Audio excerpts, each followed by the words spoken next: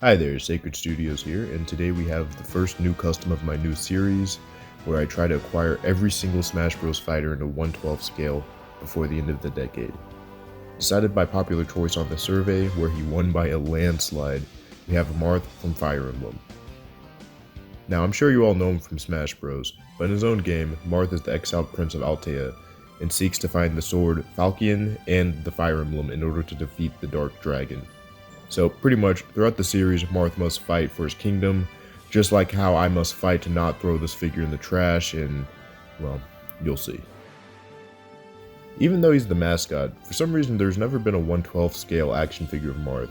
Other characters such as Lucina and Corrin have action figures already, so it's kind of odd they never made one for Marth.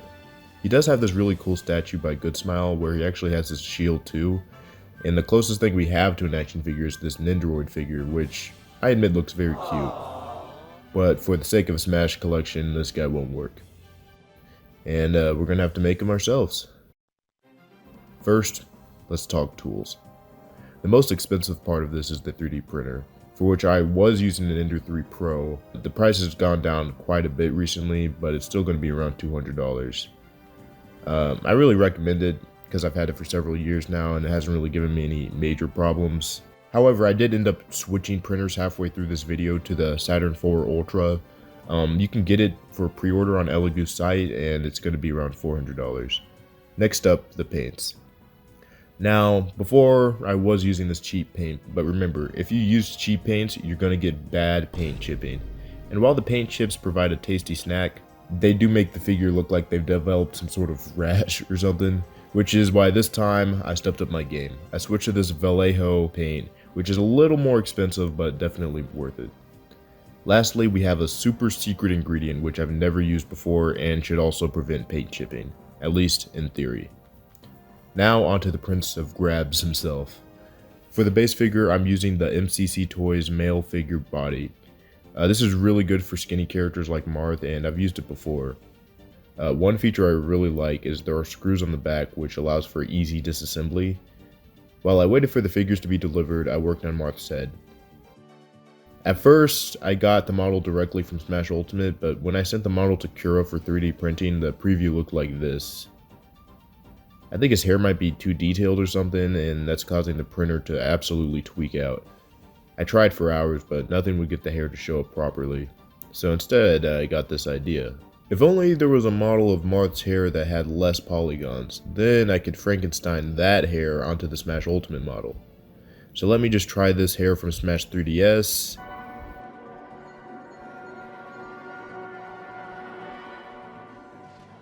And I can't believe that actually worked. I have one basic phase and another one where he's yelling. And I know Marth in Smash Bros is always frowned up, but in the official Fire Emblem artwork, he seems to have a more variety of facial expressions, so I made this one of him smiling. Okay, moving on. Now my new rotary tool comes with this sanding attachment, and it really smooths out the polygons, so it doesn't even look 3D printed anymore. The base is meant for skinny characters, but Marth is even skinnier than the base, so I had to sand this down quite a bit.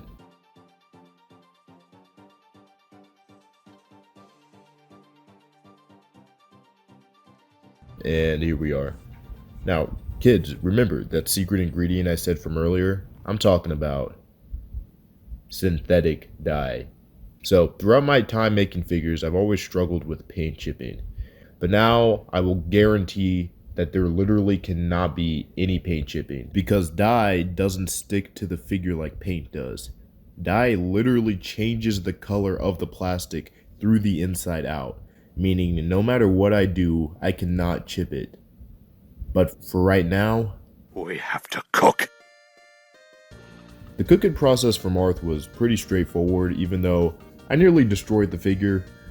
Since this stuff is supposed to be meant for fabric and not plastic, just go ahead and ignore the directions on the bottle.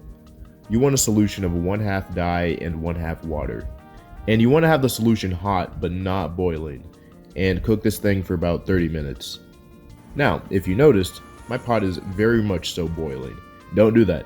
I nearly destroyed the entire figure. As you can see here, after cooking, everything turned out alright, but one of Marth's legs are kind of going the wrong way. His bottom torso section also completely melted. This is due to me cooking it too hot so that the plastic started to warp and melt. Luckily, I'm going to be sculpting baggy pants over the legs anyways, and I was able to take apart my old Cloud Strife custom and give it to Marth.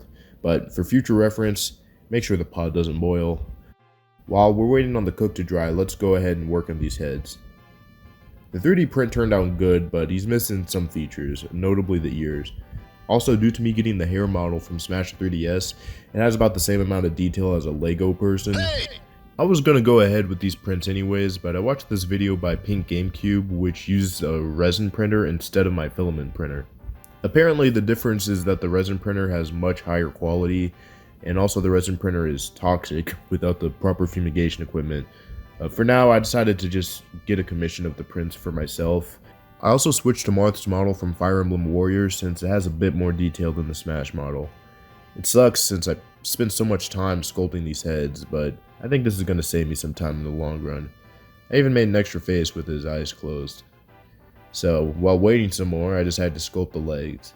Like the rest of this guy's body, Marth has a ton of intricate details on his legs. Why did my first custom back have to be the most difficult character of all time? Okay, I sent the model for the sword in the sheath as well as the heads, and after a couple of weeks, I get this back. It looks much more detailed compared to my old filament printer, but this resin is extremely brittle, and the parts broke during the shipping process. I don't want to have to keep paying for more prints either, so I forked up $400 and bought a resin printer for myself. Including all the safety and cleaning equipment, this cost me over $600. Marth is not cheap, people. This is partially why Marth took so long to make, by the way. In hindsight, this probably was not my best investment in time and resources, but who knows, I could start selling customs again, since this printer is so much higher quality. Let me know in the comments if you would be interested in that. After setting up the printer and the safety equipment, I sent in the head prints. The prints turned out amazing, except this part in the heads that were missing. No problem, I could just sculpt that in later. Next, I got to clean out the resin using this cleaning machine, and while it was effective with using isopropyl alcohol, these tools were mostly effective with cleaning out my wallet. While I'm waiting for the resin to cure, I'll finish up this sculpt.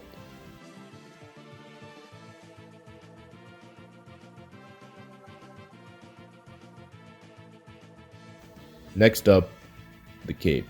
Marth's cape is blue and red, which is great because I can't find a red and blue wired cape online. At this point, I was ready to give up, but randomly in my feed, a red and blue wired cape did show up. I have no clue why this option never showed up when I first looked up this exact same thing, but it was perfect for what I was looking for. Except for one detail. When I got the cape, it was a bit too bright and saturated for Marth's look. Nothing to fear, synthetic dye to the rescue again. Since the first time using this stuff, I've learned 3 valuable lessons in the art of the dye. According to YouTuber Stegosaurus, if you're gonna print something small, you don't even need to heat up the dye for it to work. So yeah, I nearly destroyed Marth's legs for no reason. 2. Dye only works to make light things darker, not the other way around. So, Michael Jackson for instance, okay, you know what, I'm not gonna finish that joke. 3. Oh my god, I've spent $600 and I feel like I'm getting nowhere with this. Nothing has worked. 2 months ago, when I was deciding to make my next figure, I thought, why not, let's make a survey. Except I only had the tools to make 3 characters, so you know what? I thought no one's gonna pick the guy from the tactical RPG from over 30 years ago that was exclusive to Japan. I'll just randomly pick this guy to even out the survey. And then half of you picked Marth. Why? Why Marth? He was by far the hardest one to make. I should just give up. I just give up. Alright, I'm sorry. I just had to vent my frustrations out. Throughout making this guy, I've noticed how much detail goes into making these amazing models in the first place.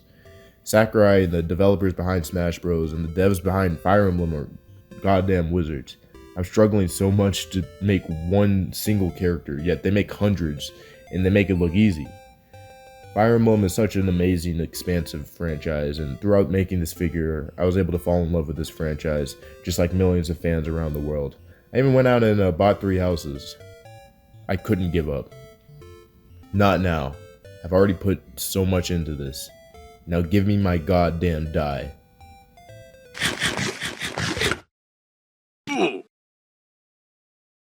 It is a bit of a blessing in disguise that I needed to go back to the dye station since I low-key forgot to dye Marth's wrist the first time.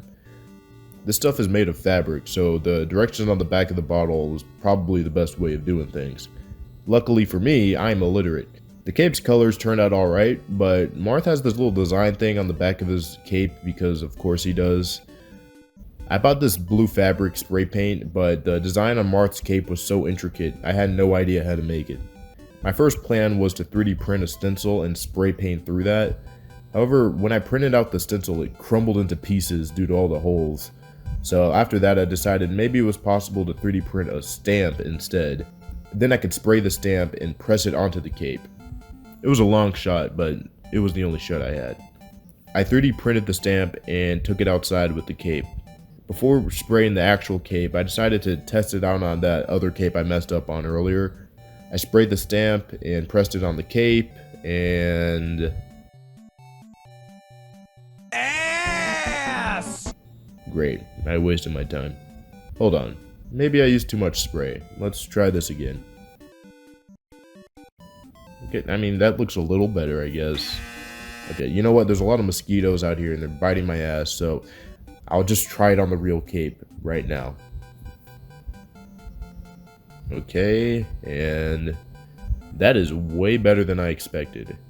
There's a bit of glop on the edge here, but that came right off with some acetone. And finally, we can start the painting. After watching these freakishly well done custom figures of the Earthbound Beginnings cast by an extremely underrated user Cosmix, seriously, please go subscribe to that channel. But after seeing that, I thought, well, I should give airbrushing a shot. So I bought a $30 airbrush, which next to the $700 of junk I already bought wasn't too bad. I primed everything in gray, which will make the coat more consistent, and it will also make it so I don't have to apply nearly as much paint.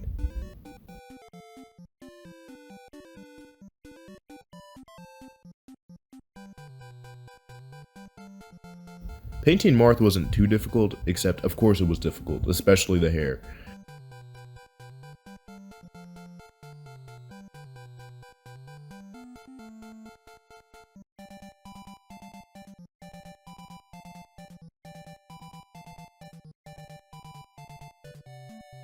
The fine hairs near the ears were the hardest, since the paint liked to bleed into the skin and I would have to start all over.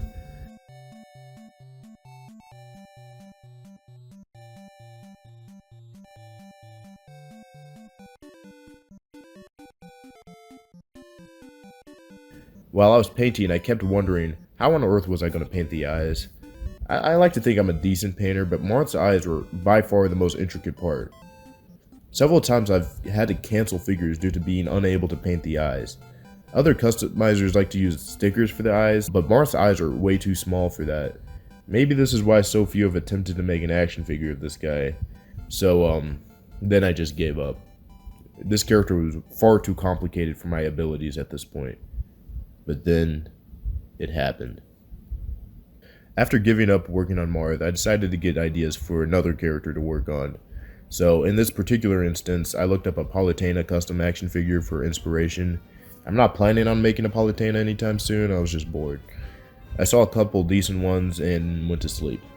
The next day, for no particular reason, I decided to look up the exact same thing.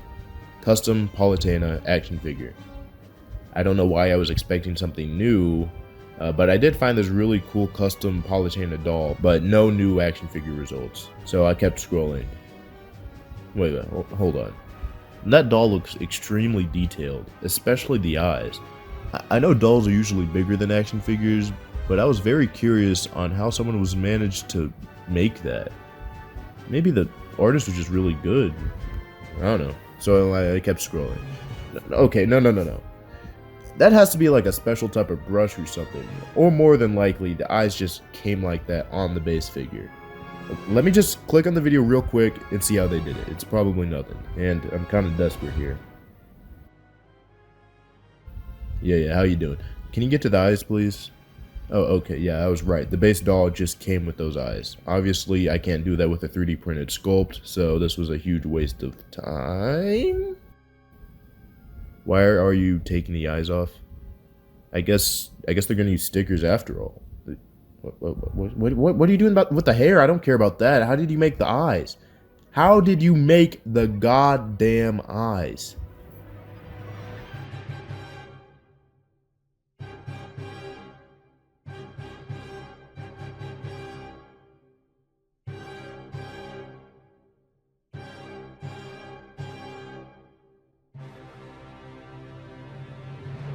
So from what I understand, this only works on a special type of pencil. But what you need to do is draw on the figure with the pencil, which seems wrong.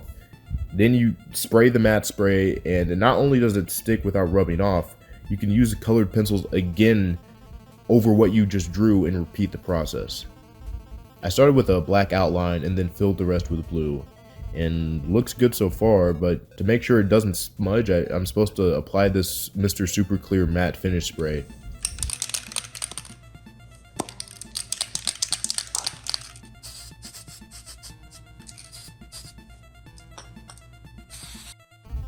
And, well, it worked. I'm surprised. I've never heard of this before. In fact, the colored pencils were so good that I even used it to draw on his lips, his ears, and part of his eyebrows. I hereby name it the sacred technique. In all seriousness, these doll creators are leagues ahead of us mortals, and watching their videos have taught me a lot more new techniques.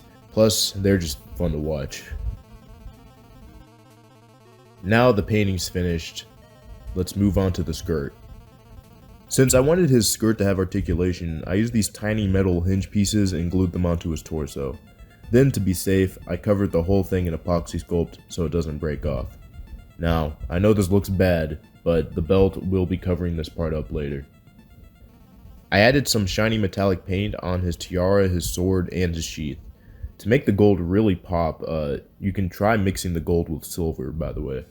For some reason, I wanted to make the belt out of real leather instead of just sculpting it on. Not only did this cost more, it was actually much more risky. While gluing, I couldn't make any mistakes or else it would show on the figure. I don't even know if this is real leather or not, but it will work. I first cut the leather up into little strips and pushed them through these tiny buckles I printed. Then I used a very small amount of super glue around the leather, making sure not to spread it too much. I did the same thing for the buckles around his arms. For the strap to hold his sheath, I only needed to glue it partially around his side.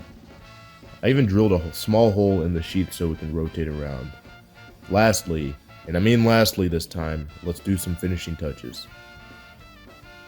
And before I show you all the final product, I do want to say, this is by far the hardest figure I have ever made. I thought it would take me 2 weeks. It took me over 2 months. I've learned so many new techniques, and yet, if I'm going to finish making figures of every single Smash fighter, I have determined that there are 7 other characters that will be just as hard, if not harder than Marth to create, which is crazy to think about. But without further ado, roll the money shot.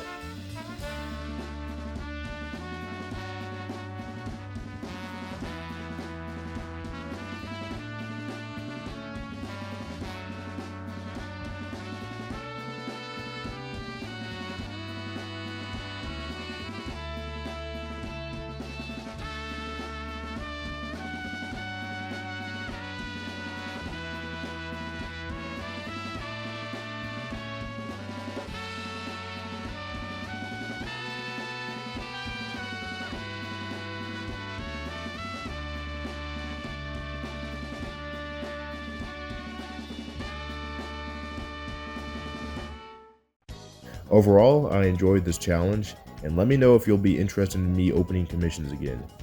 Also, I have a brand new game dev server active here. My game is called Rollerwoids, and it's a multiplayer third-person shooter with tricking mechanics and rail grinding. The game is free to play, so please feel free to check it out. I've been working on this game for almost 2 years at this point, and I'd love to see some new playtesters as well as designers. Check it out here, and the link is also in the description.